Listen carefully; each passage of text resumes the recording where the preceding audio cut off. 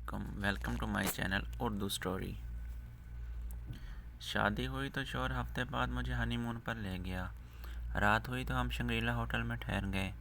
آدھی رات کو ہوٹل کا دروازہ بجنے لگا۔ دروازہ کھولا تو 12 سالہ لڑکا کھڑا تھا۔ کہنے لگا، میڈم باہر ٹھنڈ بہت ہے، آج کی رات اگر پناہ مل جائے۔ مجھے ترس آیا، اس کو لا کر پاس بیڈ پر سلا لیا۔ آنکھ کھلی، ہوش اڑ گئے۔ جسے بچہ سمجھ کر پاس لٹایا وہ تو مجھ جیسے خواب شاید بہت سی لڑکیوں کے ہوں، یا شاید ہر وہ لڑکی یہی خواب آنکھوں میں سجائے اپنے حجلہ اروسی میں بیٹھتی تھی جو میں نے سجائے تھے کہ شادی کے چند دن بعد وہ شوہر کے ہمراہ ہنی مون پر جائے گی۔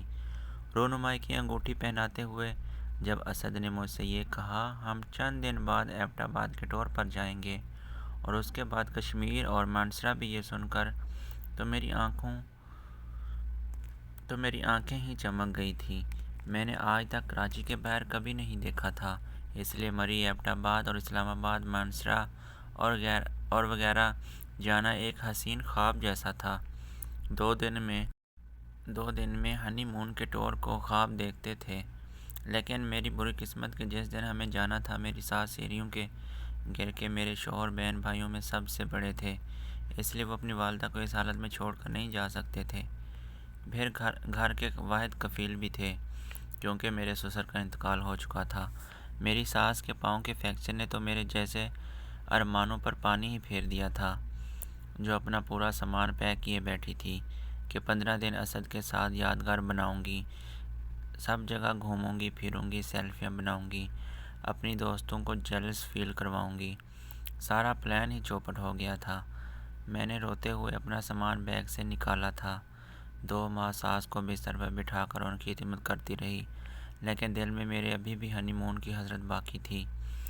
3 ماہ کی ان تھک خدمت کے بعد میری ساس اب بھلی چنگی ہو گئی تھی۔ میں نے شوہر سے دوبارہ سے ہنی مون کی فرمائش کی۔ میری ساس نے اجازت مانگی تو ساس نے بھی انکار نہیں کیا، کیونکہ خدمت رنگ لے آئی تھی۔ وہ مجھ سے بہت خوش تھیں۔ بڑی منتیں مرادوں کے بعد میری یہ خواہش پوری ہونے جا رہی تھی۔ جب ہم لوگ پنڈی جانے کے لیے ٹرین میں بیٹھے، اس قدر خوش تھے جیسے میں نے پوری کائنات کے منحصر کر لیا ہو۔ پوری ٹرین کے سفر میں میں نے اپنے شوہر سے یہی باتیں کرتی رہی کہ ہم یہاں بھی جائیں گے، وہاں بھی جائیں گے۔ میں چاہتی کہ 15 دن کے ٹرپ کو میں خوب انجوائے کروں، کیونکہ جانتی تھی کہ اس کے بعد دوبارہ ایسا موقع مشکل سے ہی ملے گا۔ اسلام آباد میں ہم 2 دن رہے تھے اور فیصل مسجد اور اسلام آباد کی مشہور جگہوں کی خوب سیر سپاٹے کیے تھے۔ ہمارا دوسرا پڑاؤ ایبٹ آباد تھا۔ خوبصورت وادیوں کا منظر تھا۔ وہاں ایک شنگریلا ہوٹل پر ہم ٹھہرے تھے۔ خوبصورت ہوٹل اور اس کے باہر کا منظر بھی بے حد حسین تھا، لیکن شاید ہماری قسمت اچھی نہیں تھی۔ دسمبر کی آخری تاریخیں تھیں اور جنوری کی ابتدا ہونے والی تھی۔ سردی کی شدت کے ساتھ ساتھ برف باری کا سلسلہ بھی شروع ہو چکا تھا۔ جو گھومنے پھرنے کے پلان بنا کر آئے تھے، برف باری اور سردی کی شدت کی وجہ سے کمرے سے باہر بھی نکلنے کو تیار نہ تھی۔ اس پر یہ ستم کہ گرم پانی کی سہولت بھی جا چکی تھی، کیونکہ سوئی گیس پائپوں میں جم چکی تھی اور کچھ بھی شروع سے کراچی میں رہی تھی، اس لیے نہ تو زیادہ گرمی برداشت کرنے کی عادت تھی اور نہ ہی اتنی سختی سرد۔ لیکن اس ٹرپ میں جو کچھ میرے ساتھ ہوا وہ ناقابل فراموش باتیں تھیں۔ لوگوں کو اپنا ہنی مون ٹرپ پیار محبت بھری باتوں اور خوبصورت مناظروں سے یاد رہتا ہوگا، لیکن مجھ پر پڑے بے در مصیبتوں نے مجھ پہ یہ ٹرپ کبھی بھی بھولنے نہیں دیا، کیونکہ جو کچھ میرے ساتھ ہوا تھا وہ ناقابل برداشت حقیقت تھی۔ جیسے جیسے دن گزر رہے تھے، برف باری کا سلسلہ بھی بڑھتا جا رہا تھا۔ درجہ حرارت نقطۂ منجمد سے بھی گر چکا تھا۔ اب تو برف اس قدر زیادہ ہو چکی تھی کہ سڑکیں برف سے بالکل ڈھک چکی تھیں، یہاں تک کہ آنے جانے کے راستے تک بند ہو چکے تھے۔ ہوٹل میں کمرہ نہیں مل رہا تھا۔ لوگوں کی گاڑیاں راستوں میں ہی پھنس چکی تھیں۔ بہت سے حادثات کی اطلاع ہمیں مل رہی تھی۔ میرا شوہر اسد بے حد پریشان تھا۔ کہہ رہا تھا کہ اس بار اتنی برف باری ہونے سے سنا ہے کہ کئی سال کا ریکارڈ ٹوٹا ہے۔ میں سردی سے ڈبل رضائی میں بھی کپ کپا رہی تھی۔ آتش دان کی آگ بھی کمرے میں بے حدت پیدا کرنے کے لیے ناکافی تھی۔ اسد نے کہا کہ تم کمرے میں بیٹھو، میں کھانے پینے کے لیے کوئی سامان لے آتا ہوں۔ کیونکہ محکمہ موسمیات کے مطابق 2-4 دن برف باری بہت زیادہ پڑے گی، ہو سکتا ہے کہ ہمیں کھانے پینے کے بھی لالے پڑ جائیں، بہتر ہے کہ ہم اپنا انتظام کر لیں۔ بات تو ٹھیک ہی تھی۔ میرے شوہر ہوٹل کے کمرے سے نکل کر چلے گئے۔ دوپہر کے 12 بج رہے تھے، لیکن سورج نہ ہونے کے برابر ہی نکلا تھا۔ نکلتا بھی تو تھا تو بادلوں کے اوٹ میں چھپ جاتا تھا۔ میری اس وقت ہوا ہوئی جب شام کے گہرے سائے رات میں بدلنے لگے۔ برف باری بھی زوروں سے ہو چکی تھی۔ پہلے کی نسبت آج برف باری کی شدت زیادہ تھی۔ مجھے اسد کی فکر ہونے لگی۔ وہ ابھی تک واپس نہیں آئے تھے۔ کئی گھنٹے گزر چکے تھے۔ میرے دل میں 1000 قسم کے وسوسے آنے لگے۔ میں نے اپنے اوپر گرم شال لپیٹی اور ہمت کر کے کمرے کی کھڑکی تک آئی تھی۔ بھوک بھی شدت سے لگ رہی تھی کیونکہ صبح کا ناشتہ ہی کیا تھا۔ اسد نے کہا تھا کہ میں ہوٹل سے کچھ منگواؤں کیونکہ ہر چیز 3 گنا زیادہ قیمت پر مل رہی تھی، لیکن جیسے ہی میں نے کھڑکی کے سامنے سے پردہ ہٹایا، سامنے کا منظر دیکھ کر میری جان نکل گئی تھی۔ سامنے لگے درخت تک برف سے چھپ گئے تھے۔ برف باری پچھلے کئی گھنٹوں سے بدستور ہو رہی تھی۔ اب تو میرا دل پریشان سا ہونے لگا تھا۔ جس قدر برف باری بڑھ چکی تھی، راستے بند ہو چکے تھے۔ یقیناً میرا شوہر جہاں بھی تھا وہاں بری طرح سے پھنس چکا تھا۔ فون کی سروسز بھی نہیں آ رہی تھی۔ میں نے کئی بار اپنے مسلسل شوہر کو موبائل پر کال کرنے کی کوشش کی، لیکن موبائل مسلسل بند تھا۔ میری زندگی تو مفلوج ہو کر رہ گئی تھی۔ بھوک بھی بہت زیادہ لگ رہی تھی۔ کھانے کو بھی کچھ نہ تھا۔ اس پر یہ ستم کہ میرا شوہر بھی ابھی تک نہیں آیا تھا اور نہ ہی میرا اس سے کوئی رابطہ ہو رہا تھا۔ میں بے حد پریشان تھی۔ ابھی میں انہی چیزوں سے گھبرا رہی تھی۔ کبھی دل میں یہ خیال آتا کہ کہیں اسد کے ساتھ کوئی حادثہ نہ پیش آ گیا ہو، کیونکہ اکثر برف باری کی وجہ سے حادثات کی خبریں مل رہی تھیں۔ کبھی یہ دل میں خیال آتا کہ ہو سکتا ہے کہ وہاں سامان لینے گئے ہوں، وہیں رک گئے ہوں، کہ برف باری رکے گی تب ہی نکلیں گے۔ دل ہی دل میں اپنے شوہر کے لیے سلامتی کی دعائیں مانگ رہی تھی اور یہ بھی دعا مانگ رہی تھی کہ وہ جلد از جلد میرے پاس آ جائیں۔ کیونکہ میں اکیلی تھی، میرا دل بار بار خوف کے ہلکورے کھا رہا تھا کہ اچانک سے میرے کمرے کی لائٹ بند ہو گئی۔ میری تو جان ہی نکل گئی تھی۔ ایک تو شدید برف باری، اوپر سے آتش دان بھی بالکل بند ہو چکا تھا، لکڑیاں بھی راکھ بن چکی تھیں، کمرے میں سردی کی شدت بڑھ چکی تھی، شوہر بھی میرے پاس نہ تھا اور اس پر شاید برف باری کی شدت نے بجلی کو متاثر کر دیا تھا۔ کمرے میں یک دم ہی گھپ اندھیرا ہو چکا تھا۔ میں کمرے کی چیزوں کو ٹولتے ہوئے بیڈ تک پہنچی تھی اور دوبارہ سے رضائی میں گھس گئی۔ میری برداشت ختم ہو چکی تھی، اس لیے اب میں رونے لگی تھی اور رو کے دعا مانگ رہی تھی کہ اے اللہ، اسد آ جائے۔ بھوک کے مارے میری جان بھی نکل رہی تھی کہ اچانک سے میرے کمرے کے دروازے پر دستک ہوئی۔ میں بری طرح سے چونک گئی تھی۔ اس گھپ اندھیرے میں کہاں جاتی؟ میں نے بیڈ پر ہی ذرا سی آواز نکال کر پوچھا کہ کون ہے؟ ہوٹل کا ویٹر تھا۔ کہنے لگا کہ آپ نے اگر کھانا کھانا ہے تو کھا لیں، کیونکہ صبح سے آپ کے کمرے سے کوئی بھی کھانے کا آرڈر نہیں آیا۔ میں نے اسے کہا کہ ٹھیک ہے، مجھے 1 پلیٹ کھانا لا دو۔ کچھ ہی دیر میں میرے کمرے کا دروازہ دوبارہ کھٹکا تھا۔ کھانا آ چکا تھا۔ میں نے دروازہ کھولا تو سامنے ویٹر ٹرے میں کھانا لیے ہوئے تھا۔ میں نے ٹرے کے اندر کی وہ مجھے سر سے پیروں تک دیکھنے لگا۔ کہنے لگا آپ کے شوہر کہاں ہیں؟ صبح سے نظر نہیں آ رہے۔ اس کی بات سن کر مجھے ایسا لگا جیسے کسی نے میرا دل مٹھی میں مسل لیا ہو۔ کیا وہ ہماری جاسوسی کر رہا تھا کہ میرا شوہر کمرے سے کب گیا ہے اور کب واپس آتا ہے؟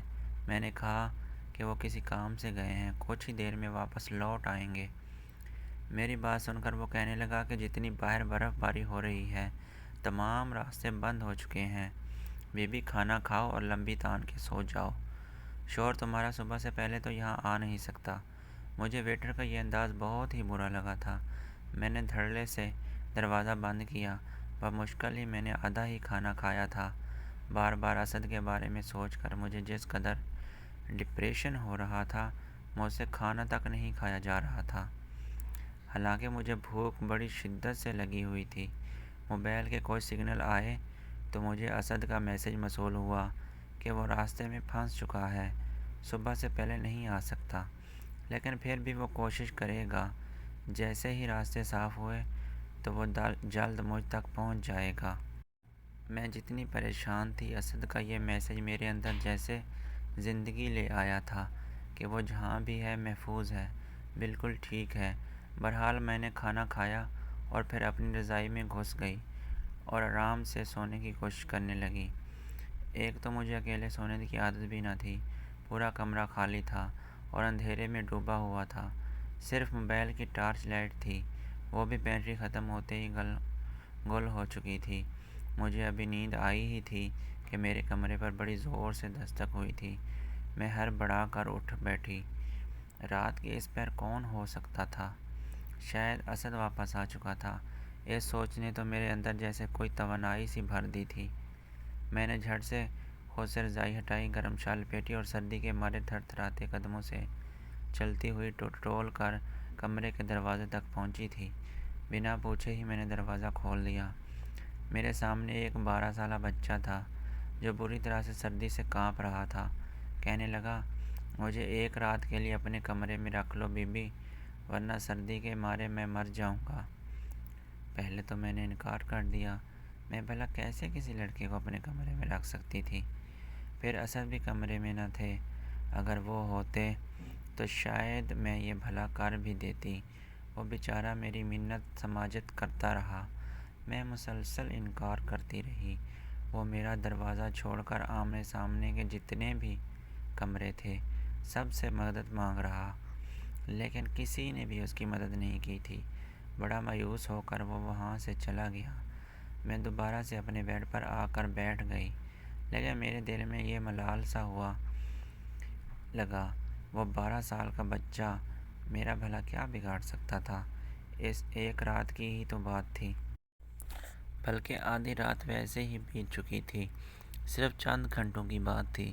اگر میں اسے کمرے میں رکھ لوں تو صوفے میں پڑا پڑا سو جائے گا، جیسے ہی صبح ہوگی وہ نکل جائے گا۔ لیکن میں نہیں جانتی تھی کہ وہ 12 سالہ چھوٹا بچہ میرے ساتھ یہ سب کر گزرے گا۔ میں نے کھڑکی سے باہر جھانک کر دیکھا، وہ بچہ سامنے درخت کی اوٹ میں بیٹھا ہوا بری طرح سے کانپ رہا تھا۔ میرا دل اسے دیکھ کر تڑپ کر رہ گیا۔ شاید غریب مزدور بچہ تھا جو یہاں پھنس گیا تھا۔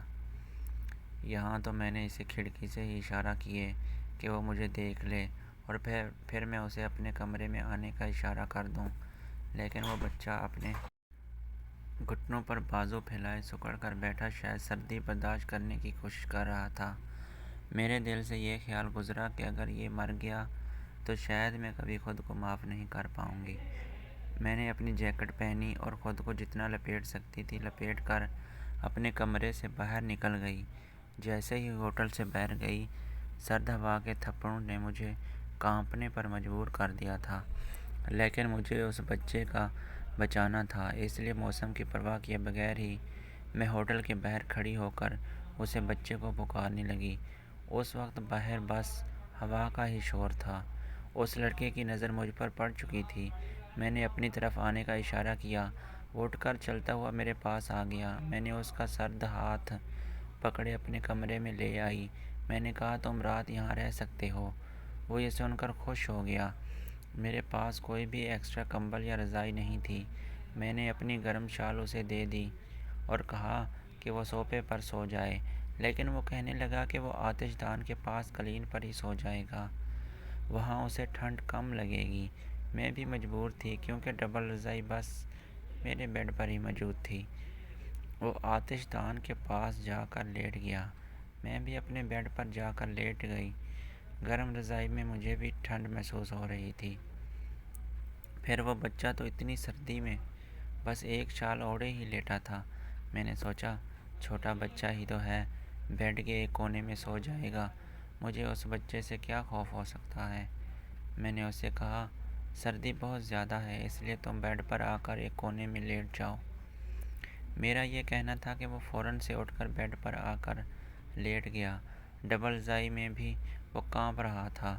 کچھ دیر بعد اس کے وجود سے کپ کپی ختم ہو گئی تھی۔ میں بھی کروٹ بدل کر سو گئی، لیکن ابھی میں گہری نیند میں گئی تھی کہ جب اسے لڑکے نے میرے منہ پہ ہاتھ رکھ کر میری آواز کو دبانے کی کوشش کی، اور پھر میرے ساتھ۔ میرے دونوں ہاتھ پیچھے کو باندھے ہوئے تھے، منہ پر بھی رومال باندھ کر مجھے صوفے پر بٹھا دیا گیا تھا۔ اس وقت میرے کمرے میں اس بچے کے علاوہ 2 مرد اور تھے جو سامان کی تلاشی لے رہے تھے اور اس میں سے قیمتی زیورات اور نئے کپڑے نکال نکال کر اپنے ساتھ لائے بورے میں ڈال رہے تھے۔ وہ بچہ ایک چور تھا، اس کے 2 ساتھی اور بھی تھے جو مل کر چوری کرتے تھے۔ وہ لڑکا یہاں کا رہائشی تھا، اس لیے یہاں کے موسم کا اثر اس پر اتنا نہیں ہوتا تھا جتنا کہ ہم جیسے دوسرے شہروں سے آئے لوگوں کو ہوتا تھا۔ وہ یوں ہی لوگوں کی ہمدردی حاصل کرنے کے لیے خود کو مظلوم ثابت کرتا تھا تاکہ لوگ اسے اپنے ہوٹل کے کمرے میں پناہ دے دیں۔ رات کو پھر اس کے ساتھی بھی آ جاتے تھے اور پھر سامان چوری کر کے چلے جاتے تھے۔ میرے جہیز اور بری کے سارے قیمتی جوڑے وہ لوگوں نے جا چکے تھے۔ میں رو رہی تھی۔ صبح جب میرا شوہر واپس آیا تو کمرے کا دروازہ تھوڑا سا کھلا ہوا تھا۔ وہ ڈر گیا۔ جب اندر داخل ہوا تو مجھے بندہ دیکھ کر وہ پریشان ہو گیا کیونکہ میں اب رسیوں سے بندھی صوفے پر بیٹھی رو رہی تھی۔ میرے شوہر نے فوراً سے مجھے رسیوں سے آزاد کروایا اور مجھ سے پوچھنے لگا کہ یہ سب کس نے کیا۔ میں نے ساری بات بتائی تو مجھے الٹا ہی ڈانٹنے لگا کہ میں نے کیوں پناہ دی۔ غلطی شاید میری ہی تھی۔ مجھے یوں انجان جگہ پر کسی پر بھی بھروسہ نہیں کرنا چاہیے تھا۔ بہرحال بہت بڑا نقصان تھا جو ہو چکا تھا۔ جیسے ہی راستے صاف ہوئے میرا شوہر مجھے واپس کراچی لے آیا اور پورے راستے مجھ سے یہی کہتا رہا کہ آئندہ کبھی بھی مجھے ہنی مون پر نہیں لے کر جائے گا۔ گھر پہنچ کر ساس نے الگ تانے دیے تھے کہ سونے کے زیورات ساتھ لے جانے کی کیا ضرورت تھی۔ بہرحال میری بے عزتی ہوئی۔ میں نے اس کے بعد خود ہی ہنی مون پر جانے سے توبہ کر لی۔ Thanks for watching Urdu story. اللہ حافظ۔